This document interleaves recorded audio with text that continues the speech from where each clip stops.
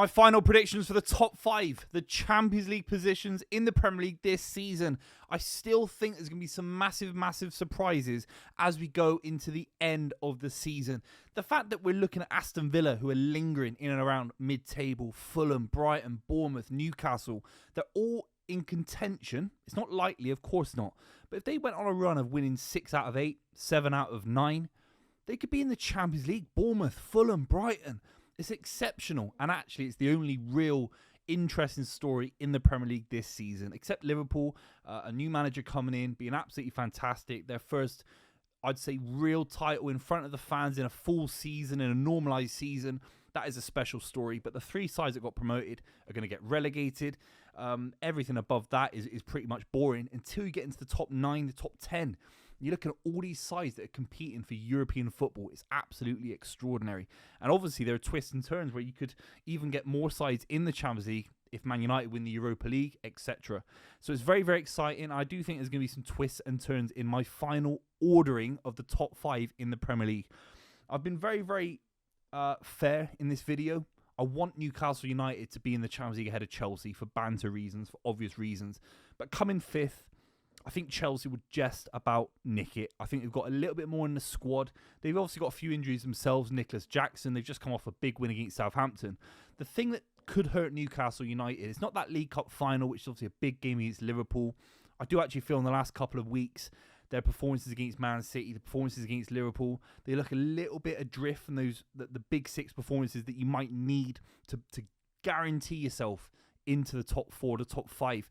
I think Newcastle need to maybe draw the City game, not lose 4-0. I think their competitiveness against big 6 opposition this season maybe hasn't been the best in the world. They've got the FA Cup against Brighton on the weekend. They've got the League Cup final in a few weeks as well. They may be hamstrung by the fact they've had an unbelievable season and they could win their first major honour in many years, in decades. The FA Cup is another one that I think they need to take exceptionally seriously. It looks like Isak's back for that game as well, and that could be a big issue for fatigue. Any injuries to Isak back when they return to the Premier League as well could be a big issue for Newcastle United. I fancy Newcastle. I want to see Newcastle going to come 5th. I hate the fact that they've got 2 points less than Chelsea. If they had any kind of points total more than Chelsea right now, I'd just put my money on Newcastle because I love Eddie Howe and I love the momentum that Newcastle have been building this season. But having those 2 points less, their record against the big 6, the Isak injury record, I just think Chelsea are going to pit them. And Chelsea have got a relatively straightforward start. They're out of the FA Cup, they're obviously out of the League Cup. The Conference League isn't the same as having the Champions League knockouts or even the Europa League knockouts. It can be a completely rotated side. So really, it's 1 game a week. No FA Cup because obviously they got smashed by Brighton. And if you're a Chelsea fan sat there watching this video, of course it's not a good season. I think coming 5th with no cup isn't a great season. But I'm just predicting the top 5. I think the way Chelsea currently are, the money in the squad, I feel two out of the 5 being kind of sides you would never have predicted. Obviously, one of them potentially Forest, maybe Bournemouth as well, if that's how you predicted it. I don't see 2 out of 5 being wildcard picks in the final 5 in the Premier League this season, and that's where again history might not be on Newcastle United's side, but they've been fantastic. If they were to win 1 cup this season and get into the Champions League, it is the 2nd best season in the Premier League by a country mile. It's better than anything any other big side have done except for Liverpool by a country mile.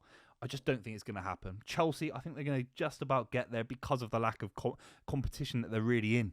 It's just the Premier League once a week and the Conference League. You can get players back. I think Cole Palmer, we're looking at a Chelsea side that have flatlined a little bit in the last couple of weeks. Big win against Southampton, of course. I mean, everyone's picking up wins against Southampton. They've got Leicester City next as well.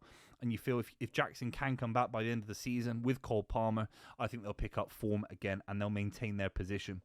I think Forest will then drop down. They're obviously above Man City at the moment.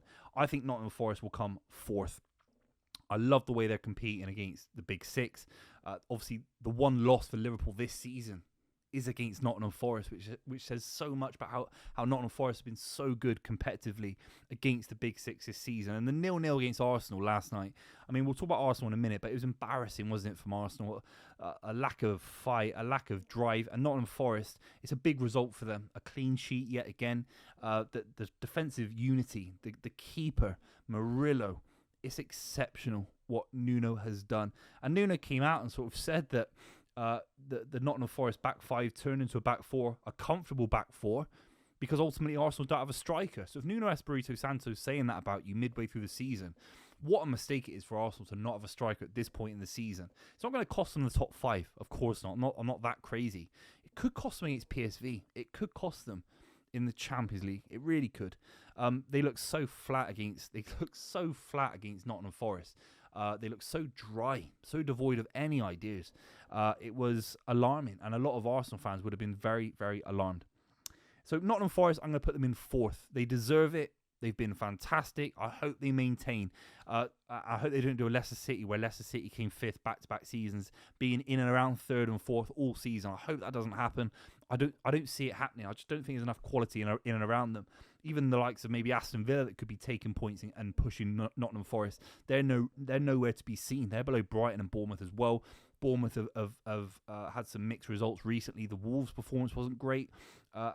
Unlucky for the red card against Wolves as well. Ultimately, I think Arsenal are going to come third in this Premier League season. They finished 5 points above Liverpool last season. They came second, but they did look a cut above a Liverpool side that looked a little bit leggy, a little bit flat. A Liverpool side that we didn't really know what was going to happen with Arne Slot. We didn't really know what was going to happen this season. Let's be honest. No one predicted Liverpool to be winning the title, really. Let's be honest. I thought they'd do very well, but not win the title. I thought City would. So for Arsenal to go from 5 points to potentially 13 points, we're talking an 18-point swing within 9 months, 10 months, with similar squads. I mean, Arsenal haven't spent loads of money. A couple of backup players, arguably. Calafiori comes in, obviously, a loney keeper, different midfield options in Marino. But apart from that, I mean, Salah stayed at Liverpool, Saka's still at Arsenal. Obviously, injury concerns slightly different at both clubs.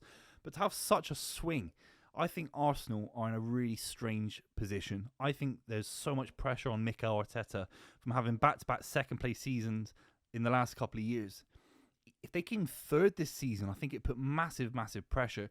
And I think at the end of a Premier League campaign, especially if Arsenal have been busted out of the Champions League, maybe they go into the next round against Real Madrid, for example, they get busted out early.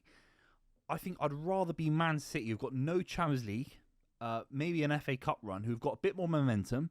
We'll talk about the Man City game against Spurs in a minute. But you might actually rather be Man City at the end of this season with new signings, looking to impress. Mamouche has come in. It's like this transfer strategy for Man City started so early. £170 million. It's the kind of money you spend in the summer. So City are finishing this season with 4, 5, 6 players that all want to impress and all want to start next season on a high. Arsenal haven't even got those players in the bank yet. We don't know who they are. So that's going to have to start for them in the summer. So I think at the back end of this season, I think Arsenal could be a little bit flat, a little bit sort of flat-footed in where they are, disappointed with how good Liverpool will be, and they will keep winning Liverpool, the way Salah's playing, the way they're playing. And the gap could actually be, the gap between them and Liverpool could make them so apathetic. They end up dropping points to the point where they come third. And I could actually see a world where that happens. So as you can see, I'm putting Man City second. I think Man City looks so good against Tottenham. The pace, the energy from Doku. It was his best game in a City shirt. Savinho was fantastic. Marmouche, Nico Gonzalez, Ruben Diaz had a good game. A clean sheet away from home for Man City against Tottenham Hotspur. Even this season is a minor miracle. It is.